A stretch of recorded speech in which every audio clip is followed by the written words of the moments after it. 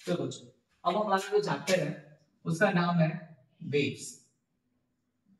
ठीक है, उसको सुपरपोजिशन ऑफ वेव्स बोला गया। अब मैं सिर्फ वेव्स लिख रहा हूँ कि तुम लोग को पहले कुछ बेसिक आइडिया दे दूं कि वेव्स है क्या। ये चैप्टर का बहुत सारा पार्ट तुम्हारे 11th में था, अब कुछ पार्ट हमारे 12th में, तो उसको पहले देखना पड़ेगा। फर्स्ट की वेव्स होती क्या है। पहली बात, यहाँ पे कहीं भी अगर एनर्जी का ट्रांसफर हो रहा है, अगर there is a transfer of energy, अगर कहीं भी, अगर सिर्फ इंट्रोडक्शन कर रहे हैं, कहीं भी एनर्जी का अगर ट्रांसफर हो रहा है तो उसके पीछे रीजन क्या होगा हमारा, वेव्स।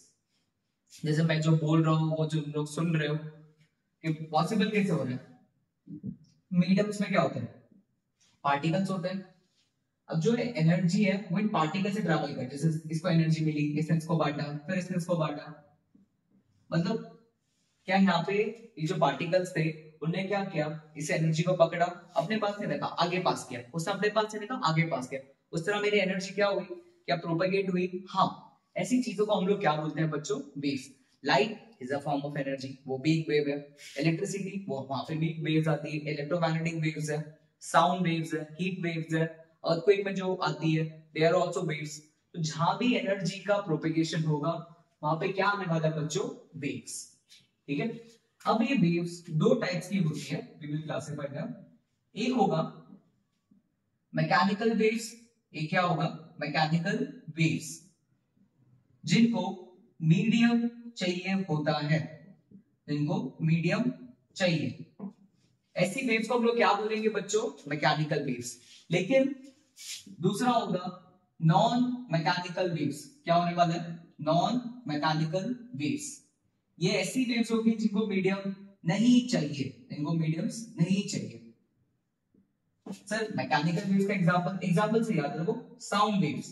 क्या याद रखना, साउंड वेव्स। अगर मैं इस रूम में वैक्यूम कर दूं तो मेरी आवाज कैमरे तक या साउंड तक नहीं, मतलब तुम लोग तक नहीं पहुंचेगी, क्योंकि साउंड को क्या चाहिए होता है, मीडियम चाहिए होता है फॉर इट्स प्रोपेगेशन। और ऐसे वेव्स को हम लोग क्या बोलते हैं बच्चों, मैकेनिकल वेव्स। दूसरी तरफ है नॉन मैकेनिकल वेव्स, जिनको मीडियम की जरूरत नहीं होती। सर ऐसी कौन सी वेव्स है, क्या सन से, क्या सन से हमें लाइट मिलती है, that is also form of energy ना। बट सन और अर्थ के बीच में तो कोई एटमॉस्फेयर नहीं है, there is no atmosphere between sun and earth. तो ये वेव्स ट्रैवल किससे करती है, उन वेव्स को हम लोग बोलते हैं बच्चों इलेक्ट्रोमैग्नेटिक वेव्स। उन वेव्स को क्या बोलते हैं हम लोग, इलेक्ट्रोमैग्नेटिक वेव्स। तुम्हारे 11th के टेक्स्ट बुक में चैप्टर है इलेक्ट्रोमैग्नेटिक वेव्स, वो एग्जांपल किसमें आएंगे, नॉन मैकेनिकल वेव्स में। हमारा पूरा चैप्टर किस पर बेस्ड है, मैकेनिकल वेव्स में। ठीक है, तो हम लोग बेसिकली यहाँ पे उन वेव्स की बात करेंगे जिनको मीडियम चाहिए होता है।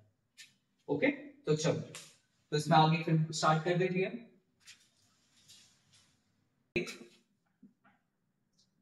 Properties of progressive waves.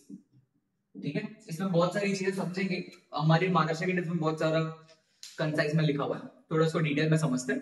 पहला, ये प्रोग्रेसिव वेव्स का मतलब क्या होगा, बहुत जगह लिखा हुआ। प्रोग्रेसिव वेव्स का मतलब ये है जो वेव एनर्जी का ट्रांसफर करती है, दुनिया में जो भी वेव्स एनर्जी का ट्रांसफर करती है उनको हम लोग क्या बोलते हैं, प्रोग्रेसिव वेव्स। क्या बोलते हैं बच्चों उसको, प्रोग्रेसिव वेव। तो सर वेव एनर्जी का ट्रांसफर करने के लिए बनी है ना, तो नाम क्यों दिया। क्या ऐसी भी वेव्स है जो एनर्जी का ट्रांसफर नहीं करती, हाँ, उनको हम लोग बोलते हैं स्टेशनरी वेव्स। उनको क्या बच्चों बोलते हैं हम लोग, स्टेशनरी वेव्स। जो एनर्जी का ट्रांसफर करता है वो है प्रोग्रेसिव वेव्स, और जो एनर्जी का ट्रांसफर नहीं करते उनको हम लोग क्या बोलते हैं बच्चों, स्टेशनरी वेव्स। ठीक है, अब पहले हम लोग पढ़ेंगे transverse progressive wave, transverse progressive waves. ठीक है, तो ढंग से समझना जो बोल रहा हूं, ट्रांसवर्स प्रोग्रेसिव वेव्स। सही, ट्रांसवर्स वेव का मतलब क्या होगा, अभी के मान लेते हैं स्ट्रिंग वेव। स्ट्रिंग वेव मतलब क्या, तुमने धागा लिया है, उस धागे को भी झटका दिया है, जब उस धागे को झटका दोगे तो क्या पल्स जनरेट होता है, ऐसा कुछ होता है ना जब धागे को जोर से करते हैं। यहाँ पे तुम लोग ढंग से देखो, क्या मैंने पहले पार्टिकल ऊपर था, फिर नीचे गया, फिर ऊपर, फिर नीचे। क्या पार्टिकल का मोशन ऐसे हो रहा है, और वेव कैसे भाग रही है, क्या आगे की तरफ भाग रही है, जिसमें पार्टिकल का मोशन वेव के मोशन से परपेंडिकुलर होगा, ऐसी वेव्स को क्या बोलेंगे हम लोग? Transverse progressive wave. फिर समझो कि जब एनर्जी मेरे पास आएगी तो मैं अपनी पोजीशन से ऊपर और नीचे होऊंगा। क्या होगा? ऊपर और नीचे। जैसे मान लो कि वेव आई, ये सारे पार्टिकल्स थे, जैसे वेव आई तो ये सारे पार्टिकल्स क्या हो जाएंगे? अपनी जगह पे ऊपर और नीचे वाइब्रेट करने लगेंगे। तो इस वेव को बोलते हैं हम लोग ट्रांसवर्स प्रोग्रेसिव वेव। समझ गए? जब एनर्जी आती है तो पार्टिकल्स अपनी जगह पे रह के क्या करते हैं? ऊपर नीचे ऑसिलेट करते हैं। अब क्या क्या इसकी प्रॉपर्टीज होती है पहले समझते हैं। देखो टेक्स्ट में सारा चीज लिखा हुआ है, उसी को मैं बता रहा हूं। तो ये वेव कुछ इस तरह की होगी, स्ट्रिंग वेव है। यहाँ पे हर जगह क्या होने वाले? पार्टिकल्स। अभी मैं सिर्फ एक ही पार्टिकल की बात कर रहा हूं। जब वेव आएगी तो पहले पार्टिकल ऊपर जाएगा, फिर पार्टिकल क्या होगा? नी पर आएगा, फिर नीचे और फिर ऊपर। ढंग से समझो कि जब तुम झटका दोगे तो ऐसा पार्टिकल पहले ऊपर भागेगा, फिर मीन पे आएगा, फिर नीचे आएगा और फिर ऊपर। तो जितने भी पार्टिकल्स हैं, क्या उनको जब एनर्जी मिलेगी तो क्या सबका यही मोशन होगा कि पहले ऊपर आएंगे, फिर मीन पे, फिर नेगेटिव एक्सट्रीम फ्री है? हाँ। तो मैं बोल सकता हूं ऑल पार्टिकल्स हैव। पहला पॉइंट देखो, क्या सारे पार्टिकल आएंगे जिनको एनर्जी मिल गया इतना ही ऊपर की तरफ भागेंगे? हाँ सर। बस जो जिनको भी एनर्जी मिले इतना ही तो ऊपर कूदेंगे और फिर नीचे आ जाएंगे। मतलब इनके पास क्या होगा? Same amplitude. क्या होगा इनके पास? Same amplitude. दूसरा, सेम टाइम पीरियड। भाई वेव बनती किसकी? पार्टिकल्स की बनती है ना। तो जब एनर्जी ऊपर आती है तो ऐसे ऊपर और नीचे हो जाते हैं। तो उनका जो एम्पलीट्यूड है और जो टाइम पीरियड है वो सारी चीजें क्या होती है बच्चों? सेम। क्या होती है? Same. Third, same frequency. Frequency भी क्या होगी? सेम। फ्रीक्वेंसी ध्यान रखना किस पे डिपेंड करती है? सिर्फ सोर्स पे। किस पे डिपेंड करती है? सोर्स। मान लो ये एक धागा है और जब मैं अपना हाथ को ऑसिलेट करूंगा तो क्या धागा होगा ऊपर नीचे? हाँ। तो ये जो मेरा हाथ है वो मेरा सोर्स है। जब तक मैं सोर्स को चेंज नहीं करूंगा जब तक फ्रीक्वेंसी भी चेंज नहीं होगी। तो इतना बातों का ध्यान रखो इस पर। फिर क्या बोला कि जितने भी पार्टिकल्स है उन सबका सेम मोशन होने वाला है, वो ऑसिलेट करेंगे, सबका एम्पलीट्यूड, टाइम पीरियड और फ्रीक्वेंसी क्या होगा बच्चों? सेम।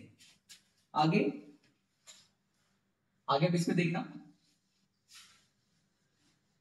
अब सुनो, ये एंगल कितना होता है तुमको पता है? क्या ये पाई बाई 2 होता है? ये कितना होता है? पाई। साइन में पता होता है ना, 90 पाई, 3 पाई बाई 2, 2 पाई। मान लेते हैं कि हमारे जो पार्टिकल्स हम लोग स्टडी कर रहे हैं वो 90 पर है। अब वो अकेला तो होगा नहीं ना, क्या उसके आगे भी पार्टिकल्स होंगे और उसके पीछे भी पार्टिकल्स होंगे। मान लेते हैं इसके आगे एक पार्टिकल है, ये तो भाई 90 के फेज डिफरेंस पर है। इसके आगे वाला क्या 91 पर होगा? हाँ। तो सारे पार्टिकल सेम फेज में नहीं होते। सारे पार्टिकल, फेज मतलब वो जो एंगल कवर कर रहे हैं, ये सारे पार्टिकल सेम फेज में नहीं होते हैं। सब लोगों का क्या होता है? अलग अलग फेज डिफरेंस होता है। सबका क्या होता है बच्चों? अलग अलग फेज डिफरेंस होता है। जैसा कि 91 है फिर 92 इस तरह। तो all particles have different phase angles। all particles have different phase angles। ठीक है? तो ये पॉइंट, पहला पॉइंट क्या पढ़ा? सेम एम्पलीट्यूड, टाइम पीरियड होता है सबका। फिर उसके बाद पढ़ा सबका क्या होता है? डिफरेंट फेज एंगल्स, अलग अलग फेज में वो एग्जिस्ट करते हैं। अब उसके बाद देखना नेक्स्ट। अब अगर मैं सिर्फ ट्रांसफर की बात करूं तो इसमें क्या होगा?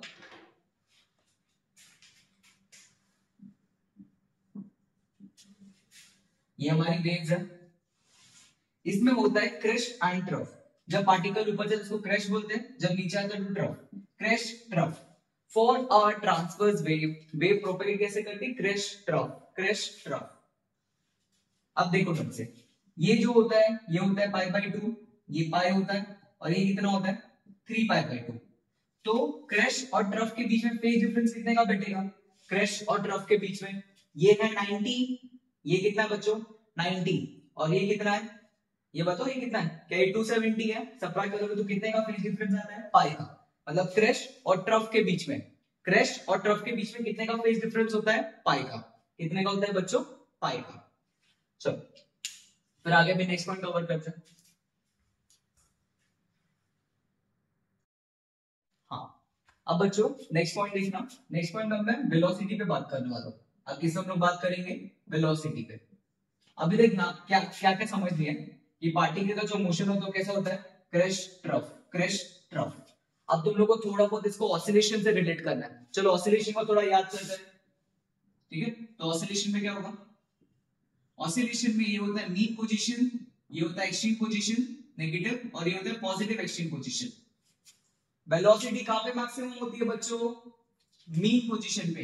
यहाँ पे वेलोसिटी क्या होती है, मैक्सिमम, और एक्सट्रीम पे वेलोसिटी क्या होती है, 0।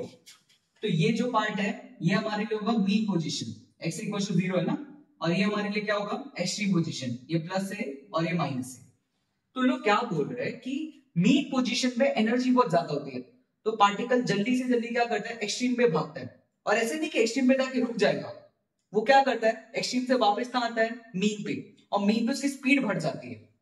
सेम काम है वेलोसिटी जैसा, कि एक्सट्रीम पे जब पेंडुलम मीन पे रहता है तो बहुत एनर्जी होती है, बट एक्सट्रीम में जाते तो एनर्जी कम हो जाती है, बट रुकता थोड़ी है, क्या वापस तेज मीन पर आता है, हाँ, और फिर कहां जाता है, नेगेटिव एक्सट्रीम। वैसे ही मेरा पार्टिकल ऊपर जाके स्लो हो जाता है, फिर नीचे उसकी स्पीड बढ़ती है और फिर स्लो हो जाता है। तो यहाँ पे पार्टिकल रेस्ट पर नहीं आता, वो यहां से उसकी स्पीड कम होती है, फिर बढ़ती है और फिर कम होती है। किसके लिए, वेलोसिटी के लिए। किसके लिए, वेलोसिटी के लिए। आगे, क्या सर वेलोसिटी मीडियम पे डिपेंड करेगी, क्या वेलोसिटी मीडियम पे डिपेंड करेगी, हाँ कि नहीं, बोलो आंसर क्या होगा इसका, हाँ, वेलोसिटी मीडियम पे डिपेंड जरूर करेगी। क्यों, अगर जो स्ट्रिंग वेव है अगर मैं इसको पानी में छोड़ दूं, क्या पानी में रेजिस्टिव फोर्स ज्यादा लगेगा, तब मेरी स्ट्रिंग क्या होगी, धीरे धीरे ऑसिलेट करेगी। ये स्ट्रिंग क्या होने वाली, धीरे धीरे क्या करेगी, ऑसिलेट। इसलिए जो वेलोसिटी है वो मीडियम पे जरूर डिपेंड करेगी, ठीक है। और एक दिमाग में बात बैठाना कि पार्टिकल सारे अपनी जगह पर ही है, पार्टिकल सारे अपनी जगह पर है। क्या बता रहा हूं, ढंग से सुनो। जब वेव एनर्जी आती है तो पार्टिकल सिर्फ अपनी जगह पर रहकर क्या करते हैं, ऑसिलेट। क्या करते हैं, सिर्फ ये ऑसिलेट करते हैं। पार्टिकल सिर्फ अपनी जगह पे रहकर क्या करते हैं, ऑसिलेट, और ये एनर्जी आगे भागती है। ये जो एनर्जी है वो क्या होती है, आगे भागती है। This was transverse progressive wave. अब दूसरा देखते हैं, दूसरा देखना अभी। अब दूसरा जो है उसको हम लोग नाम देंगे, दूसरा जो है उसको हम लोग नाम लेंगे लॉन्गिट्यूडनल, दूसरे को नाम देंगे लॉन्गिट्यूडनल प्रोग्रेसिव वेव। दूसरे को नाम क्या देंगे बच्चों, लॉन्गिट्यूडनल प्रोग्रेसिव वेव। तो अभी लॉन्गिट्यूडनल प्रोग्रेसिव वेव की बात करते हैं। प्रोग्रेसिव वेव एग्जांपल बच्चों, इसका एग्जांपल क्या होगा, साउंड वेव। इसका एग्जांपल क्या होने वाला है, साउंड वेव। साउंड वेव को तुम लोग as a longitudinal progressive wave ध्यान रख सकते हो। अब इसको अलग से क्यों पढ़ रहे हैं वो समझते हैं। साउंड वेव में क्या होता है, इसमें होता है कंप्रेशन रेरफैक्शन, कंप्रेशन रेरफैक्शन। सर इसका मतलब क्या हो रहा है वो समझो। पहले क्या होता है, इसको हम लोग बोलते हैं कंप्रेशन, सारे पार्टिकल से पास में आ जाए इसको कंप्रेशन बोलते हैं। और ये जो पार्ट है इसको हम लोग बोलते हैं रेरफैक्शन, ठीक है। Compression rarefaction, compression rarefaction. तो होता है कि जब साउंड आती है, जैसे मेरा वोकल कॉर्ड है वो कंटिन्यूसली क्या करता है, कॉन्ट्रैक्ट्स और रिलैक्स करता है। तो यहाँ पे क्या होता है, जब वेव आती है तो कंप्रेशन रेरफैक्शन, कंप्रेशन रेरफैक्शन। यहाँ पे तुम देख सकते हो कि पार्टिकल्स का मोशन इस तरफ है, क्या वेव भी इधर ही मूव कर रही है, हाँ। तो यहाँ पे पार्टिकल का मोशन और वेव का मोशन कैसा है, स्ट्रेट। ट्रांसवर्स में क्या होता है, पार्टिकल ऐसे ऐसे घूम रहे थे, यहाँ पे particles along the wave move कर रहे हैं, इसलिए उसका नाम है लॉन्गिट्यूडनल प्रोग्रेसिव वेव। यहाँ पे पार्टिकल्स क्या करते हैं, कंप्रेस रेरफैक्शन, कंप्रेशन रेरफैक्शन, ठीक है। इतना याद हो जाएगा सब लोग को। तो ये दो टाइप के हम लोगों ने वेव्स पढ़ी है। जो पानी होता है फ्लूइड्स, ओशन के अंदर, ओशन के अंदर तुम लोग को दोनों टाइप की वेव्स दिखेगी, ट्रांसवर्स भी देखने को मिलेगी और लॉन्गिट्यूडनल भी देखने को मिलेगी। जब ओशन के अंदर रहोगे, जब ओशन के अंदर रहते हैं तो वहां पे लॉन्गिट्यूडनल वेव्स देखने को मिलती है और सरफेस पे ट्रांसवर्स वेव देखने को मिलती है।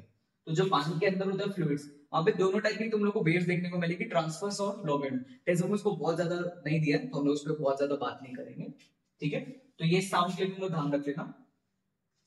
This was properties of progressive wave. चलो अब इसके आगे बढ़ते हैं, इक्वेशन देखते हैं। इक्वेशन का भी डेरिवेशन हमारे टेक्स्ट बुक में नहीं किया है, तो हम लोग भी डायरेक्ट उसको याद ही रख लेंगे सारे टर्म्स को, तो तुम लोग भी याद ही रख लो। सिर्फ टर्म्स का मतलब क्या होता है वो सब जानना जरूरी है। जैसे पहला y is equal to a sine omega t minus k x. अब इसके बारे में जो लिखाऊंगा वो तुम लोगों को एग्जैक्ट याद होना चाहिए।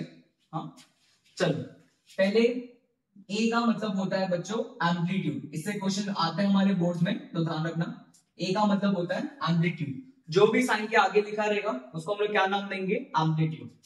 उसके बाद ओमेगा, ओमेगा को हम लोग बोलते हैं एंगुलर फ्रीक्वेंसी। ओमेगा को क्या बोलते हैं बच्चों, एंगुलर फ्रीक्वेंसी। ओमेगा का फॉर्मूला होता है 2π/t या 2πf, वही सर्कुलर मोशन का ऑसिलेशन में बताया था। उसके बाद सर यहाँ पे भी टाइम t लिखा हुआ है, इधर भी टाइम t है। इन दोनों का मतलब क्या है, कैपिटल T का मतलब होता है टाइम पीरियड। एक वेव को खत्म होने में कितना टाइम लगा उसको बोलते हैं टाइम पीरियड। स्मॉल t मतलब मान लो मुझे 2-3 सेकंड में जानना है कि वेव कहां तक पहुंची, क्या है उसका हालचाल, तो ये टाइम टेकन होगा। ये मैं अपने हिसाब से पुट करके चीजें चेक कर सकता हूं, ठीक है। तो ये टाइम पीरियड है और ये टाइम टेकन है। K का मतलब होगा बच्चों वेव नंबर, ऑसिलेशन से मत कंफ्यूज करना, वो फोर्स कांस्टेंट था। K का मतलब होता है बच्चों वेव नंबर। K का मतलब क्या होगा, वेव नंबर। तो ये वेव नंबर क्या होगा, 2π/λ। वेव नंबर क्या होगा, 2π/λ। जब हम लोग 2π का एंगल कवर करते हैं, वेवलेंथ चलते हैं ना, मैं दिखाऊं। जब तुम लोग 2π का एंगल कवर करते हो, क्या एक वेव चलते हो, लैम्डा, इसको लैम्डा बोलते हैं ना, वेव लेंथ। वेव का लेंथ को क्या बोलते हैं, लैम्डा। तो जब 2π का एंगल कवर करते हैं लैम्डा चलते हो, तो वहां से वेव नंबर निकला। वेव नंबर का फॉर्मूला क्या होगा, 2π/λ, ठीक है। चलो नेक्स्ट पॉइंट देखना। तो ये सब लोगों को फॉर्मूले याद रट्टा होना चाहिए। दूसरा, अगर वेव मेरी पॉजिटिव एक्स एक्सिस में मूव कर रही है, पॉजिटिव एक्स एक्सिस में, then sign of omega t and kx is opposite. Sign of omega t and kx is opposite. मतलब जब मेरी वेव पॉजिटिव में ट्रैवल करेगी तो ओमेगा टी और के का साइन क्या होगा, अपोजिट। जैसे मैंने यहाँ पे लिख के रखा हुआ है, ये प्लस ये माइनस, उल्टा भी लिखोगे तो भी चलेगा। लेकिन if wave is travelling on negative x axis, किस पे, negative x axis, then sine of omega t and kx is same. अगर मेरी वेव नेगेटिव में ट्रैवल करेगी तो दोनों का साइन क्या होगा, सेम। ये बात को एकदम ध्यान रख लेना। तो y क्या होगा, a sine omega T plus kx। यहाँ पे देख पा रहे हो दोनों का साइन क्या है, सेम। तुम प्लस भी लगा सकते हो, माइनस भी लगा सकते हो, तो भी चल जाएगा। तो यहां से क्या क्या सीखा, a is the amplitude, omega is the angular frequency, 2π/t या 2πf, f is the frequency, k is the wave number. अगर दोनों का साइन अपोजिट है तो पॉजिटिव में जाएगा, उल्टा है तो नेगेटिव में जाएगा, मतलब सेम है तो नेगेटिव में जाएगा। This is the equation of a progressive wave. ये किसकी इक्वेशन है बच्चों, प्रोग्रेसिव वेव की। कर लो, कॉपी करो, फिर आगे बढ़ते हैं। बच्चों अभी यहाँ पे हम लोग देखेंगे रिफ्लेक्शन ऑफ वेव। यहाँ पे हम लोग क्या पढ़ने वाले अभी, रिफ्लेक्शन ऑफ वेव। कौन से वेव की बात करेंगे हम लोग, ट्रांसवर्स वेव की। कौन से, ट्रांसवर्स वेव की। एक ये बात समझना, हमारे पास जो वेव है उसको मीडियम चाहिए प्रोपेगेट करने के लिए, मतलब मूव करने के लिए। अब दो टाइप के मीडियम होते हैं, एक होता है डेंसर और एक होता है रेयर।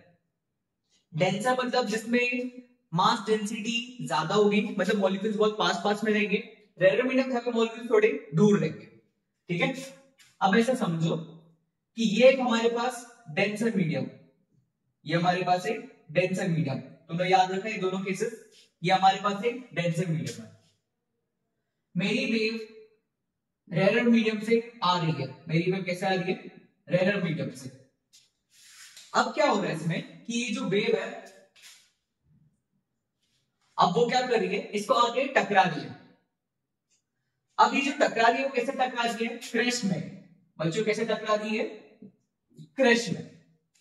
तो जब वापस जाएगी तो क्रैश में नहीं जाएगी, तो होगा क्या, ये वेव जाएगी क्रैश में, और जब रिफ्लेक्ट होगी बाउंस बैक कैसे होगी, ये ट्रफ में। किसमें, ट्रफ में। ये जाएगी तो क्रैश में, बट वापस किसमें आएगी बच्चों, ट्रफ में। किसमें आएगी, ट्रफ में। So there is an phase change of pi. Pi का क्या आएगा इसमें बच्चों, फेज डिफरेंस। क्या आएगा, पाई का फेज डिफरेंस। तो याद रखना, जब वेव रेयर मीडियम से डेंसर मीडियम जाएगी तो क्रैश का क्या हो जाएगा, ट्रफ, और पाई का क्या आ जाएगा बच्चों, फेज डिफरेंस। क्या आएगा इसका, पाई का फेज डिफरेंस। अगर साउंड वेव होगा, साउंड वेव मान लेते हैं कि ये साउंड वेव है और यहाँ पे कंप्रेशन से वो टकरा रहा है। साउंड वेव में क्या होता है, लॉन्गिट्यूडनल वेव होता है जिसमें कंप्रेशन और रेफ्रैक्शन होते हैं। तो अगर ये कंप्रेशन से टकरा रहा है तो वापस कैसे जाएगा, रेफ्रैक्शन में। वापस कैसे जाएगा बच्चों, देखो कंप्रेशन से टकरा रहा था, अब वापस कैसे जाएगा, रेफ्रैक्शन में। कैसे जाएगा बच्चों, रेफ्रैक्शन में। यहाँ पे क्रैश का क्या होगा बच्चों, ट्रफ, और कंप्रेशन का क्या हो जाएगा बच्चों, रेफ्रैक्शन। तो पाई का फेज डिफरेंस आता है। ये हमारा केस 1 होगा रिफ्लेक्शन ऑफ वेव का।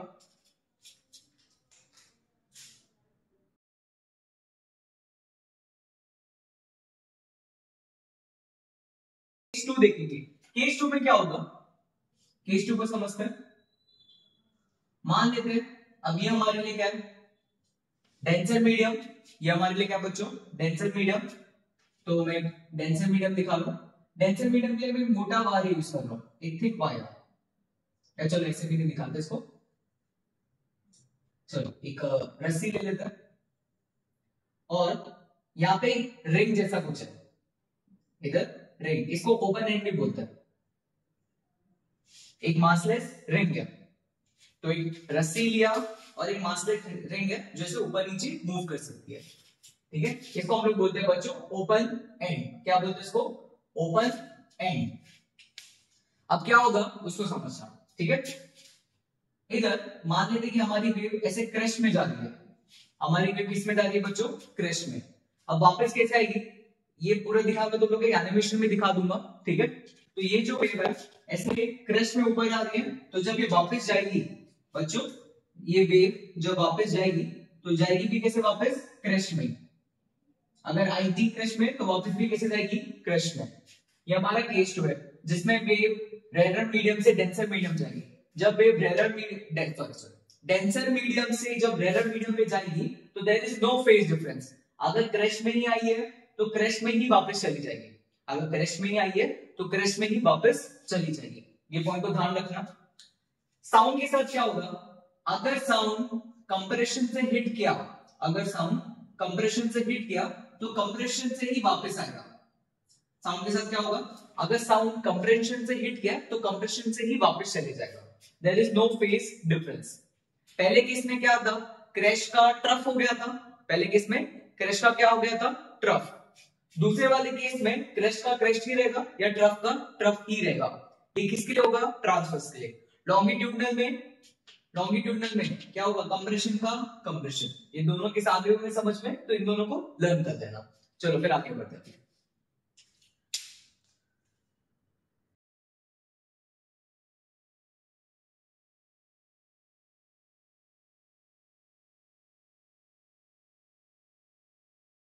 चलो अब हम लोग पढ़ेंगे ये चैप्टर का सबसे इंपॉर्टेंट टॉपिक, जिसको हम लोग नाम देते हैं सुपर पोजिशन ऑफ वेव।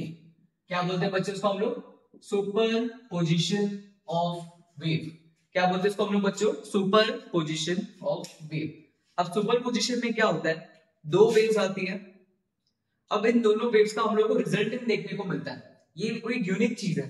आज तक तो हमने देखा कि पार्टिकल्स कोलाइड करते हैं, क्या वेव्स भी कोलाइड करती है, हाँ। अब ढंग से समझो मैं बोल रहा हूं, जब दो वेव्स आती है, वेव्स क्या होती है, एनर्जी होती है ना। तो जब ये दो वेव्स आती है तो इनके बीच में एनर्जी का रीडिस्ट्रीब्यूशन होता है। मतलब एनर्जी बढ़ भी सकती है और कम भी हो सकती है, और वो चीज को हम लोग बोलते हैं superposition of wave. Wave collide नहीं करती, वेव एक दूसरे से क्या करती है बच्चों, सुपर इम्पोज। क्या करती है, सुपर इम्पोज। हमें कैसे पता लगेगा कि जो एनर्जी बढ़ेगा कि कब, उनके वेक्टर से अगर साथ में सेम फेज में तो ऐड करेंगे और अपोजिट फेज में तो सबट्रैक्ट करेंगे। अब देखना ध्यान से समझो, टेक्स्ट बुक में डेफिनेशन लिखा हुआ है। पहला, सब लोग टेक्स्ट बुक साथ में लेके बैठा करो, ठीक है। पहले हम लोग देखेंगे कंस्ट्रक्टिव इंटरफेरेंस। पहले क्या देखेंगे हम लोग, कंस्ट्रक्टिव इंटरफेरेंस। इंटरफेरेंस और सुपरपोजिशन का मतलब एक ही है कि दो वेव्स आके इंटरफेरेंस कर रही है। अब ढंग से समझना, ये हमारी वेव 1, ये V1 से आ रही है, ठीक है, और ये हमारी वेव 2। अब ये दोनों वेव्स आके क्या करेगी, अभी कोलाइड। तुम लोग मुझे यहाँ पे बताओ, क्या दोनों का क्रैश ऑफ क्रैश मीट कर रहा है? दोनों का क्रैश ऑफ क्रैश मीट कर रहा है। जब क्रैश मीट करेगा तो एम्पलीट्यूड बढ़ जाएगा। हाँ, तो मान लेते कि इसका एम्पलीट्यूड A1 है और इसका एम्पलीट्यूड A2 है। तो यहाँ पे जब ये दोनों मीट करेंगे तो एम्पलीट्यूड बढ़ जाएगा। एम्पलीट्यूड क्या होगा बच्चों, A1 प्लस A2। वेक्टर में देखो ना, दोनों वेक्टर ऊपर की तरफ है, तो जब साथ में आएंगे तो एम्पलीट्यूड बढ़ जाएगा। तो this will be A1 plus A2। लेकिन सर उसके बाद क्या होगा, ये दोनों वेव्स अपने रास्ते निकल जाएंगे। मतलब ये इधर आ जाएगा, ये इधर आ जाएगा, ये भाई अपना इधर V2 से जाएगा और इसका एम्पलीट्यूड है A2, और ये वाला भाई इधर आ जाएगा, ये वाला भाई इधर आ जाएगा। ये V1 से मूव करेगा और इसका एम्पलीट्यूड होगा A1। तो हुआ क्या बच्चों, जब दोनों वेव्स आई तो दोनों के बीच में एनर्जी का रिडिस्ट्रीब्यूशन हुआ, फिर ये वेव अपने रास्ते और ये वेव अपने रास्ते। और ये चीज को हम लोग बोलते हैं कंस्ट्रक्टिव इंटरफेरेंस। क्या बोलते हैं बच्चों इसको, कंस्ट्रक्टिव इंटरफेरेंस, ठीक है, नोट डाउन कर लो। अब हम देखेंगे बच्चों डिस्ट्रक्टिव इंटरफेरेंस। अब हम यहाँ पे देखेंगे डिस्ट्रक्टिव इंटरफेरेंस। तो समझते हैं कि डिस्ट्रक्टिव इंटरफेरेंस क्या होगा। नाम से पता लग रहा है कि जब ये दोनों आएंगे तो ऐड नहीं सबट्रैक्ट होंगे, तो वो क्या होगा उसको समझते हैं। फिर मैं वही डायग्राम बता रहा हूं कि ये हमारी वेव है, इसका एम्पलीट्यूड A1 है और ये V1 से ट्रैवल कर रहा है। और जो दूसरी हमारी वेव है बच्चों, जो दूसरी हमारी वेव है वो कुछ इस तरह है, ये A2 से और ये V2 से ट्रैवल कर रहा है। अब ढंग से देखो कि एक वेव ऊपर से आ रही है और एक वेव नीचे से आ रही है, तो जब ये दोनों आएंगे तो एक दूसरे को भी क्या करेंगे, सबट्रैक्ट। क्या करेंगे इसको भी, ये सबट्रैक्ट। तो यहाँ पे जो रिजल्ट है वो बचेगा ही नहीं। मान लेते कि A1 बड़ा है तो रिजल्टेंट क्या होगा, A1 माइनस A2।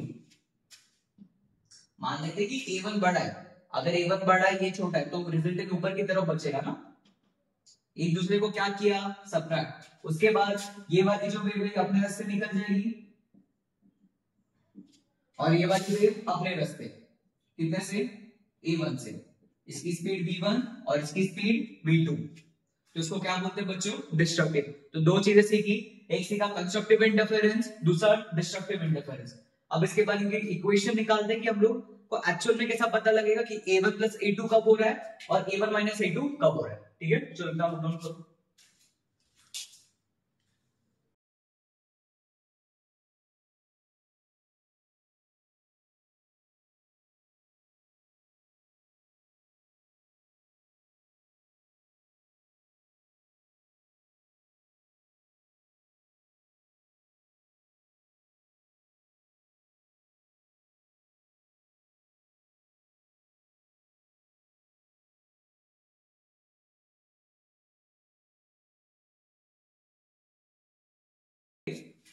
बच्चों अभी हम पढ़ेंगे रिजल्टेंट, अभी हम पढ़ेंगे resultant amplitude, resultant amplitude of two waves, या इसको सुपरपोजिशन ऑफ वेव्स भी बोलते हैं, ठीक है। सुपरपोजिशन ऑफ वेव्स क्या होता है वो अभी उन्होंने पढ़ लिया, वो कैसे दिखता है, वो क्या होता है, तुम लोगों को ढंग से मैंने एनिमेशन के थ्रू बता दिया होगा। अब हम लोग थोड़ी सी इसकी मैथ समझते हैं, ठीक है। बोर्ड में कैसे यूज करना है उस पर भी हम लोग बात करेंगे। चलो पहले है हमारे पास y1 is A1 sin omega t, फिर है y2 A2 sin omega t plus 5। इस तरह कुछ दिया हुआ है, ये है A1 sin ओमेगा t, ये है A2 sin omega t plus 5। अब बच्चों हम लोग को रिजल्टेंट लिखना है, तो रिजल्टेंट वाई नेट क्या होगा, y1 प्लस y2, बेसिकली दो वेक्टर्स होंगे, उन्हीं को ऐड करना है। अब ढंग से देखना एक एक स्टेप को कैसे करेंगे। पहला a1 sin ओमेगा t क्या होगा, a1 sin ओमेगा t। दूसरा इसको स्प्लिट करूं, वही sin a प्लस b क्या होता है, sin a cos b plus cos a sin b, ये कुछ इस तरह होता है। तो यहां पे क्या आएगा, a2 sin omega t cos phi plus a2 cos omega t sin phi। समझ गए होंगे, a2 sin omega t cos phi plus a2 cos omega t sin phi। ये पहला स्टेप। जो भी दिखे ब्रैकेट को ओपन कर दो, क्या कर दो, ब्रैकेट को ओपन। उसके बाद जो साइन वाले टर्म्स है साइन ओमेगा टी, उनको साथ में लिखो। तो यहां से क्या मिलेगा हम लोग को, a1 plus a2 cos phi, a1 plus a2 cos phi sin omega t। समझ गए होंगे, इधर से a1 इधर से a2 cos phi plus plus a2 sin phi cos omega t। Clear है इतना, ढंग से देखो। पहले ब्रैकेट को ओपन किया, sin ओमेगा टी साथ में, cos ओमेगा टी साथ में, ऑसिलेशन में सेम चीज सिखाई थी मैंने, ठीक है। अब उसके बाद अब टर्म्स बहुत ज्यादा हो गए, तुमको थोड़ा बहुत काउंट करते हैं अभी हम लोग। अब टर्म्स क्या हो गए इसमें ज्यादा, क्या करेंगे अभी देखो। यहां से जो ये पार्ट है इसको लिखेंगे आर, आर या बी है, ए लिख लेते हैं, इसको लिखेंगे ए cos थीटा। क्या लिखेंगे बच्चों इसको, a cos थीटा। और इसको, ये जो टर्म है इसको लिखेंगे a sin थीटा। क्या लिखेंगे इसको, a sin थीटा। तो क्या बचा हमारे पास, a cos theta sin omega t plus a sin theta cos omega t। अरे ये तो उल्टा जैसा हो गया ना, sine a cos b plus cos a sin b, कुछ इस तरह का क्वेश्चन नहीं हो गया। यहां से क्या होगा भी, देखो a को अंदर लिखेंगे तो क्या बचेगा हमारे पास, क्या होगा ये sin omega t plus theta. क्या होगा बच्चों ये sin omega t plus theta. ढंग से देखो, sin a cos b plus cos a sin b, तो क्या होगा बच्चों sin omega t plus theta. क्या होगा ये sin omega t plus theta. तो ये हम लोग को मिल गया y नेट। क्या मिला बच्चों, ये y नेट। लेकिन हम लोग से तो रिजल्टेंट एम्पलीट्यूड पूछ रहे थे, तो उसको निकालते। अब ढंग से देखो भी रिजल्टेंट एम्पलीट्यूड, यहां तक सबको आगे होगा। ब्रैकेट्स को ओपन किया, sin ओमेगा t को साथ में, cos ओमेगा t को साथ में, फिर a cos theta a sin theta, ठीक है। चलो अब आगे देखना।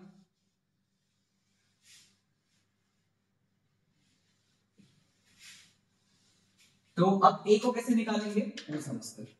देखो ध्यान से देखो, पहले मैं यहां पे क्या लिख रहा हूं, a square cos square theta plus a square sin square theta, ये जो लिखा था। बच्चों बताओ a cos थीटा क्या था, बोलो बोलो साथ में बोलो, अच्छे से होगा। a cos थीटा क्या था, a1 plus a2 cos phi का whole square plus a sin theta क्या था, ये हो जाएगा a2 sin phi का whole square, a2 sin phi का होल स्क्वायर। अब जब इसको हम लोग सॉल्व करेंगे, एक बार मैं लिखा के दिखा देता हूं, कोई जरूरत नहीं। ये तो sine square plus cos square common हो गया ना, तो इधर आएगा a square. Sine square plus cos square क्या होता है बच्चों, 1।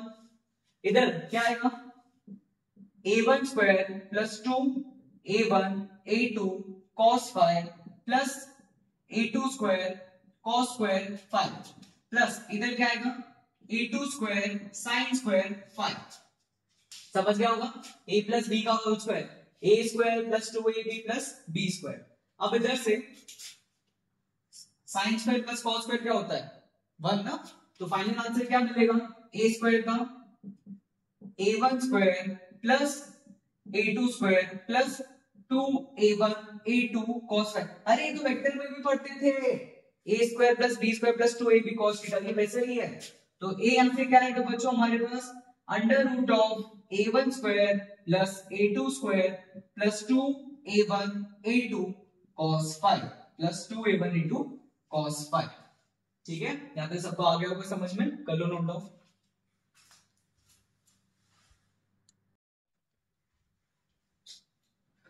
चलो बच्चों अब आगे इसमें केसेस देखते हैं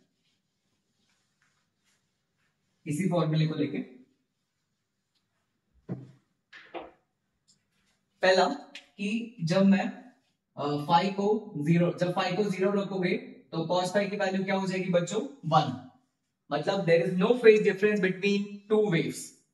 वो केस में क्या होगा, इसको 1 रखोगे तो यहां से a क्या मिलेगा under root of a1 square plus a2 square plus 2a1 a2, क्या ये देखने को मिलेगा, इसकी वैल्यू 1 रखोगे। ये क्या होता है a square plus b square plus 2ab, तो यहां से a रिजल्टेंट क्या मिलेगा तुम लोगों को mod of a1 plus a2, square है ना, स्क्वायर और अंडर रूट क्या हो जाएगा बच्चों कैंसिल। उसके बाद जब तुम लोग इसको पाई बाई 2 मतलब 90, cos 90 क्या होता है बच्चों 0, क्या होता है 0, तो ये चले जाएगा। तो a यहां से क्या मिलेगा तुम लोग को under root of a1 square plus a2 square, क्या मिलेगा ये under root of a1 square plus a2 square. फिर थर्ड, जब cos को क्या रखोगे तुम लोग अभी एंगल को 180, cos फाइव कितना होता है बच्चों -1, cos फाइव कितना होता है बच्चों -1, तो यहां से -1 रखोगे तो क्या आएगा a will be under root of a1 square plus a2 square, यहां पे माइनस लग जाएगा, माइनस क्या 2a1 a2, क्या लगेगा इधर -2a1 a2। अभी क्या होगा formula a square plus b square minus 2ab, क्या होगा ये -2ab, तो यहां से क्या आएगा answer mod of a1 minus a2, क्या गया बच्चों a1 माइनस a2। तो 3 केसेस हो गए, एक में 0 था, एक में 90 था और एक में 180 था। तो ये तीनों केसेस को कॉपी कर लो फिर आगे देखते हैं।